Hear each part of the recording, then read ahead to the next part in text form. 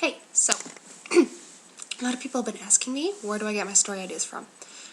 Or essentially, how do I come up with literally a story a day, sometimes even more?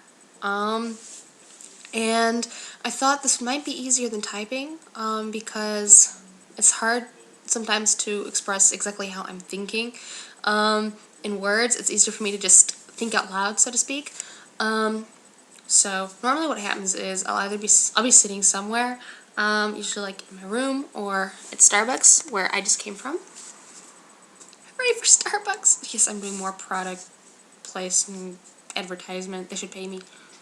And so essentially, what I do is I just look at objects around the room, like, ooh, look, shoes on the wall, picture frames, and look books.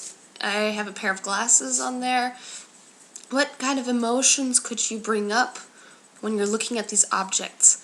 Like the glasses. What if, like, imagine, okay, the glasses on my dresser, they don't mean much. They're just out of glass. They don't even have any strength in them, nothing. They're just for looks.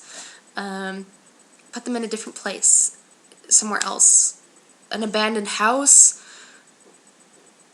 covered with dust on a dresser. Someone's walking through a room they haven't entered in years. And it's dusty and abandoned, but everything's just the way it was, let's say, 10 years ago. They see the glasses. What kind of emotion or memory might that spark? Or the book. Books can be, trashy. They can be cheap. They can be Twilight. They can be Harry Potter. But usually books will inspire some kind of emotion. Like, some people will look at a book and think, oh, God, no. Other people look at a book and be like, ooh, what's it about? Or, there's different reactions to different things. What kind of emotions can I bring forth in this? So what I'll do is, like, let's go with the book. What if it's not a novel book? What if it's like a scrapbook? What if someone's looking at this book and it's like an heirloom? It breaks up some kind of nostalgia. I don't even know if I'm pronouncing that word right, sorry. Okay, what can we do with that emotion? How can we describe it? And then what I'll do is I'll sit there and I'll think, how would someone feel? Let's say they're going through this old room and they see the glasses on the table and they remember the person who used to wear them. And then let's say they're going to the bed, and then on the nightstand there's this book, and they sit down on the bed and they open up the book. What might be going through their mind at this point? What might they be thinking? What might they be feeling? And then I sit down and I write about it, and I try and put myself into various different situations. And this is one of my more harmless ones. Obviously, when I wrote the story Lust, this person has a lust for killing, for blood, and essentially what I was doing was sometimes I just get the words like different emotions, different adjectives, and I think, lust, okay. Well, usually, what does that mean? It means people want to screw each other. But what other types are there? Well, some people can have a rather sick lust. They can lust for bloodlust. So then I think, what happens then? What happens when a person gives their mind over to this depravity, to this sick thinking, and they don't control their thoughts anymore, and society and rules and morals and ethics, it doesn't apply anymore. What do they do? And so then I'll put that into a story. And so, check this out. I just got this idea with the room and the books and the glasses. I'm going to try and put it into a story later on today. This evening, I mean. So you can kind of see, this is how I brainstorm, and then you can see what the end product is. Another thing people ask me is how long it takes me to write a story on average, and it's usually about 5 to 10 minutes.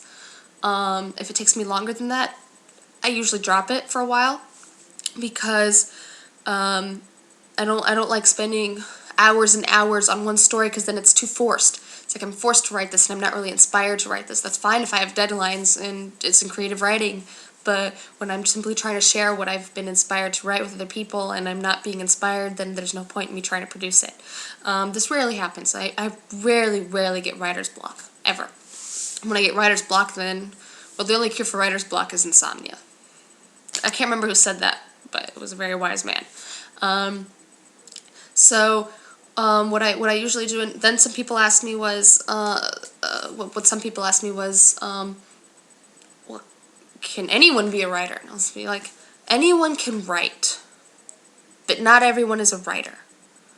I am a writer. I see the world differently than most people, and this has becomes apparent the more I talk to people, the more I get to know people, and it's like, people will ask, like, certain crazy stuff, and they'll be like, that's ridiculous. I'll be like, well, why? Why not? And I look at potential. I see potential in everything, and I dream a lot. That's actually almost a downside, is I dream too much. Sometimes I think I'm too optimistic. Like, I'm too positive about some things, and sometimes I'm not very realistic. I am a realist, but sometimes I choose to ignore that and put it aside and try to, it's kind of like escapism. I try and escape, and sometimes the borders blur between realism and escapism for me. And I use that to write.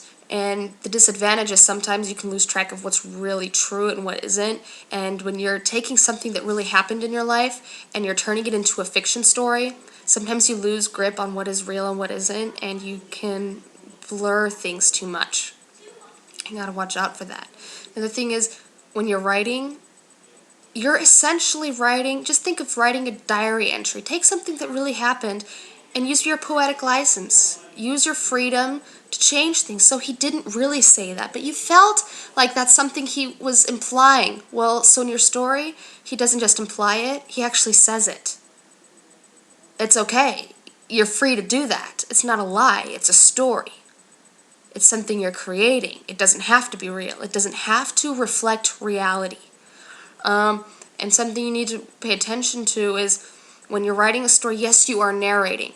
But don't forget that a narrator never speaks like actual people speak. You can't say things like, I'm trying to think right now. Sometimes people will use the word got wrong, where technically you should be saying have, because as a narrator, you're going to use proper grammar. Only when you put things into quotation marks. When you put things into quotation marks, that's okay. You can, then it's a person speaking, and so the person is going to speak how normal people do. But the narrator never does that. The narrator is always grammatically correct. Even if you're speaking in first person, even if you're narrating in first person, he's grammatically correct. That's important. The only time you may use your poetic license and forego and ignore grammatic rules is A, when you're trying to use it to emphasize a point, or when it's within quotation marks and one of the characters is speaking. It gives your story more. That's what makes it more of a story and not just a little diary entry or a journal entry or you simply saying what happened to you the other day. That's where the borders kind of blur. Is your narrator's grammatically correct? He's more distant. He's sometimes he can even read other people's minds. And when people speak and you put the little quotation marks, then they can say ain't and stuff like that, if that's fine. And try to avoid contractions. Like when your narrator's speaking, try and avoid I'd or I've, cannot, do, can't, don't. Try and avoid those.